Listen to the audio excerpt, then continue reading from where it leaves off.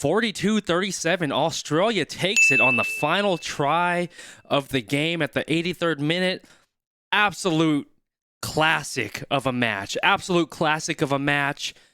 And this one, I'm not going to lie, I had Australia dead to rights, especially in the first 25 minutes of the match. England was moving the ball with ease, flow, grace. Their passage of play was looking incredibly strong. And I put out a tweet, I said, no, it's going to be a bloodbath if it keeps going this way. But Australia, scrappy, gritty, tenacious, fought back in the match, tooth and nail. They answered back, I believe it was 3 tries to 2 at that point, and they got back into the match and took the lead, and then they just started having that advantage and taking over, and oh my gosh, then England, I thought was like, okay, the nail's in the coffin for England. They're not looking consistent. They're looking a little bit flustered, not cohesive. But they fought back into the match. And then from that 60th minute, it was like a back and forth. It was a ping pong match in a sense. And just absolutely incredible game. Australia pulls it off in the 83rd minute. Whistle blows. Sua'ali'i. Oh my gosh, man. My first time ever seeing this man play. Absolutely incredible. One of the most skillful and talented players that I've ever seen. He had just and the announcing team, the broadcasting team said it perfectly. He went up for a high ball, and the way he touched it and threw it back to his man, it was like an NBA player. Just so graceful touch, and just seeing his athleticism. He has just a fluidity and flow about himself, and a young player, just absolutely incredibly talented. I'm going to have to learn more about him, but seeing him play today was incredible. Player of the match from the Australian side, and Marcus Smith, he is the man of the match from the English side. He played a well-rounded and exceptional game.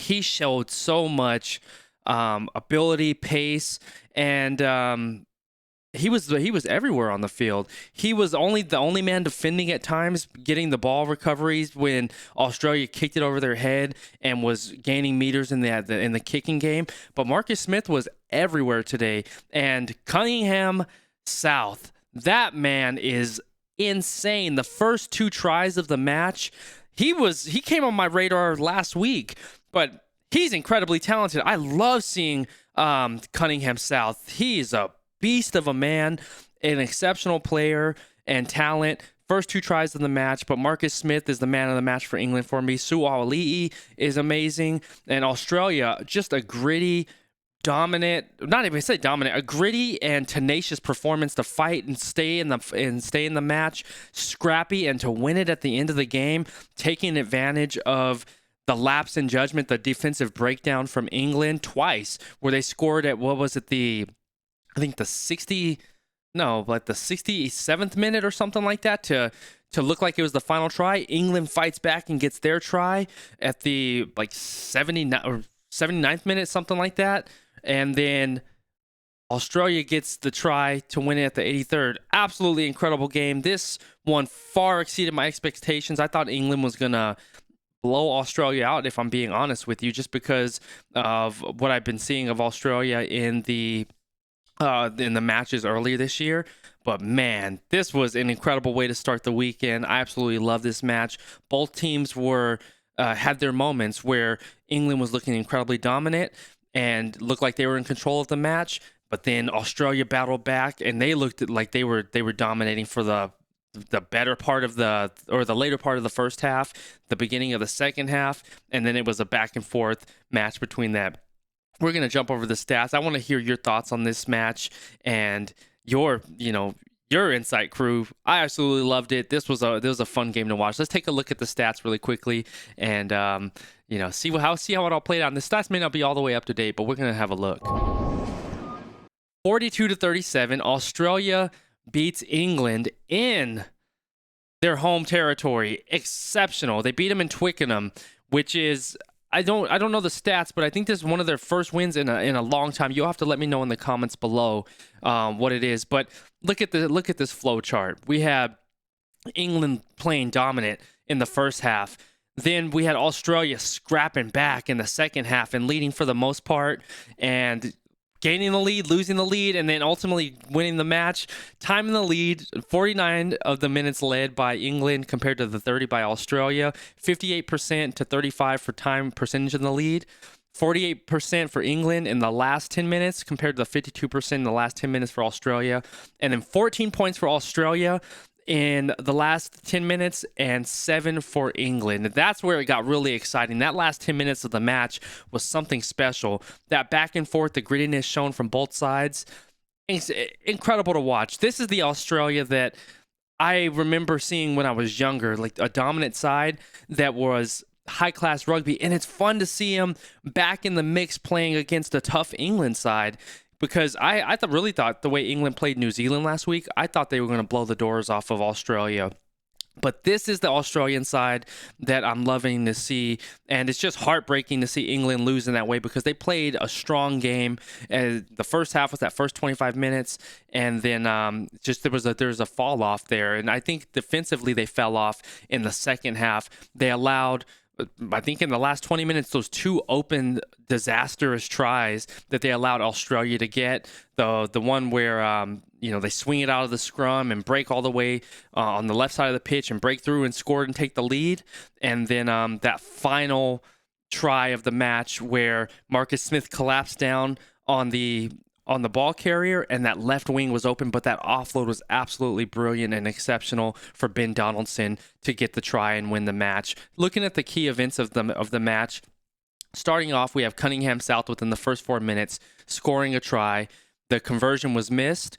Then we had a penalty goal by Lolosio at the 9th minute, making it 5-3. Cunningham South again at the 11th minute with his second try of the match, making it 10-3. Smith converts at the 12th. 12-3, and then Smith gets the penalty goal, making it 15-3 at the 19th minute. Then we had Wright getting the try for Australia, 26th minute, 15-8. Lolosio converts, making it 15-10. Smith gets the penalty goal, 18-10, and then it was just like it was a scoring clinic. But this is when Australia started digging and fighting back and getting into the match.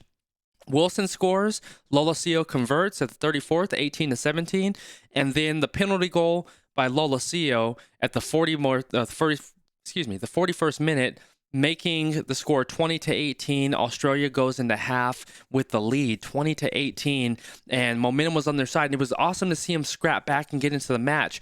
That tide changed at that 25th minute, and that's when Australia just really started putting the foot on the pedal, and England started falling off a bit. And there was I thought England was just going to continue to dominate throughout this one, but there was a fall off, and I'm not sure what that was that caused that, but Australia started putting the match together and they started looking consistent.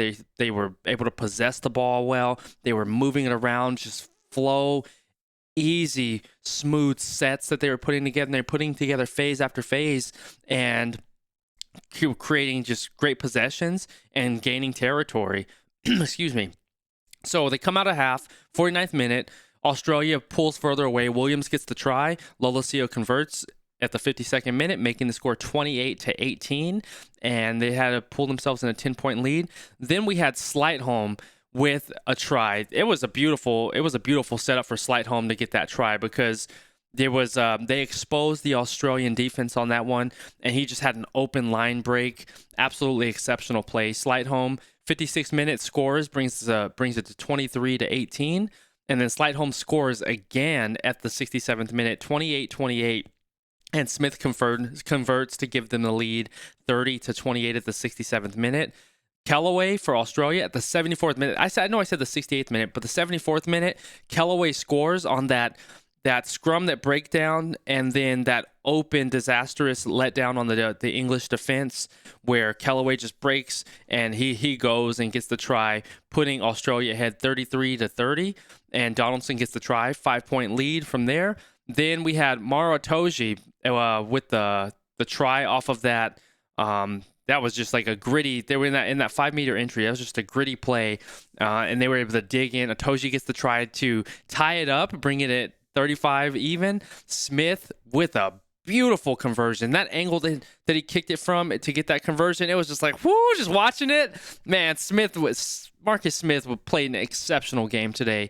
When playing, he also played fullback today. He did exceptional. Marcus Smith has nothing to hang his head about. He played a hell of a game today. So they took the lead 37-35, 78th minute. Jorgensen with the huge... Did I say Ben Donaldson? Jorgensen, excuse me, with the final try, and Donaldson with the conversion. But it was all she wrote. Beautiful play. That offload is what set Jorgensen up on that left wing to just have a straight line, and he just dives in with that victory try. Boom, slams it. Game, set, match from there. Looking at the 22-meter entry, England had 2.8 average points scored compared to Australia's 4.3 scored. 12 entries for England, 9 for Australia. Looking at the attacking profile, Australia wins all but 2 of the categories. So 22-meter entries, 12-9 go to England. Conversion, 22-meter conversions, 4.33 to 2.83. Australia takes that. 13 line breaks to 6 for Australia. 161 to 121 carries for Australia. 27 kicks to 25 for England. And then post-contact meters, 421 to 337. This was an attacking clinic on both sides to gain that many meters. 4 lengths of the field for Australia, 3 lengths of the field for England. They were moving the ball around, and I think it was definitely an attacking battle today. Defensively, there were some huge breakdowns on both sides, but the attacking, it was an attacking masterclass from both sides. They were putting points on the board, and it was definitely a shootout today. Looking at the defensive profile, 9 dominant tackles to 3. England takes it. 201 tackles made compared to the 147. England takes that as well. Tackles missed, 35 to 24. So Australia really wins that one because they missed less tackles. Turnovers won, 7 to 3. Australia. Tackle turnovers, 4 to 3. Australia takes it. Tackle offloads allowed, 17 to 11. England is in that category, and they allowed more offloads. Looking at the ruck speed, the 0 to 3 range, 57% for England, 59% for Australia. 3 to 6 range, 24% for Australia, 19 for England. In the 6+ second, 12% to Australia, 9 for England, and 94 rucks won compared to 118 rucks won. Rucks won, Australia has that. And the last 5 penalties of the match, 2 for England and 3 for Australia. And these dates or these stats may not be all up to date since the match just ended. So if there's any updates or variations, please let me know. I'm shooting this video right after the match. It's just my hot time or my full-time takes. And looking at the territory breakdown, England has 54% compared to the 46% for the Wallabies.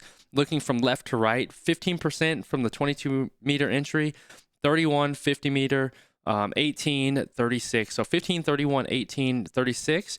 And looking at England's possessions, starting from their own 22, it goes 4 19, 51% of the 50-meter entry on the Australian side and 26% on the 22-meter entry. So Australia was very dominant on the Australian side of the pitch today, and they were converting, but they had some just huge defensive letdowns in the last 20 minutes of the match, and they let off the gas a little bit within the, I would say, the last,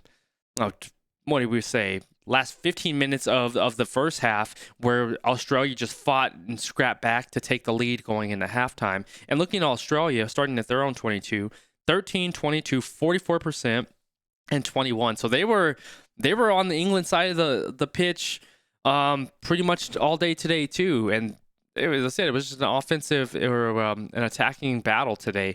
48% of the possession in the last 10 minutes for England compared to 52 for Australia. So 52, Australia takes that.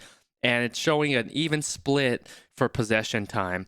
Set plays total, 7 to 6 scrums for Australia. The scrum win percentage goes, these next 4 categories go to England. The win percentage for the scrum, 67 to 57. Lineouts, 11 to 8. And lineout wins, 100% for England, 75 for Australia. 8 restarts received to 7. England takes that category. And the restart receive wins, 86% for the Wallabies, to 50% for England. And the attacking profile, it all goes to Australia. The passes, ball carries, post-contact meters, and line breaks, 182 to 145 passes, 161 ball carries to 121. Post-contact meters, that's awesome to see for both sides. They were really moving the ball, and there was a lot of efficiency and flow from England early on, the way they were moving the ball with ease and flow. It was just putting it together, and Australia started putting their phases together and having incredible plays and sets, and they were just running a beautiful game of rugby today, and I really loved seeing both of these sides. It was the perfect way to start the weekend. The beautiful game today. 13 line breaks for Australia compared to the 6 for England. Total turnovers won 7-3. Australia takes that, and turnovers lost 19-13. England takes that category. Total penalties conceded 8 for Australia, 6 for England. No yellow or red cards. And defensively, tackles made 201 for England, 147 for the Wallabies. 35 tackles missed to 24, and then tackle completions 85% for England, 86 for the Wallabies. And it was a fun game to watch, man. I got exposed to so many different players, like Ollie Sleightholme.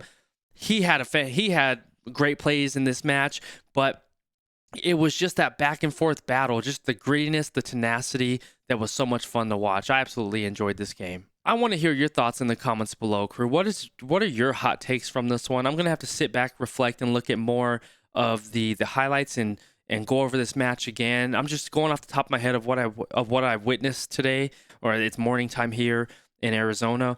But man, it was a fun game to watch, and it was nice to see the Wallabies put together a win, and it was nice to see them put together a full game of rugby. I'm gutted for England losing that match, but I'm excited for the Wallabies for putting solid rugby on display. This is the Wallabies that I've been talking about that I want to see, because in the world of rugby, we want to have all of these strong nations driving each other towards greatness. So by the time we get to the World Cup, we're having those fun, exciting matches like we saw last year.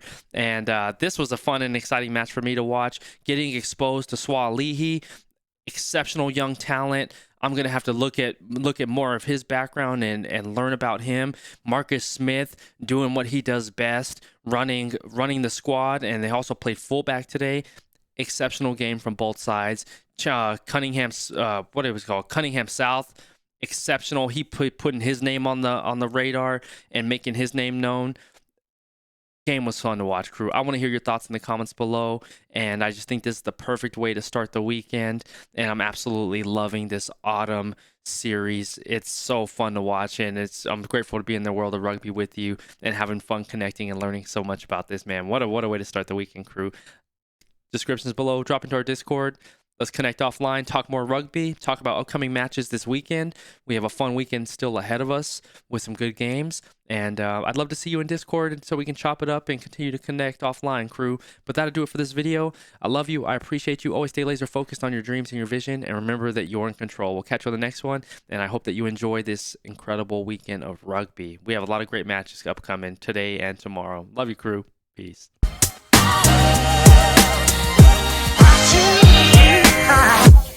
Yeah.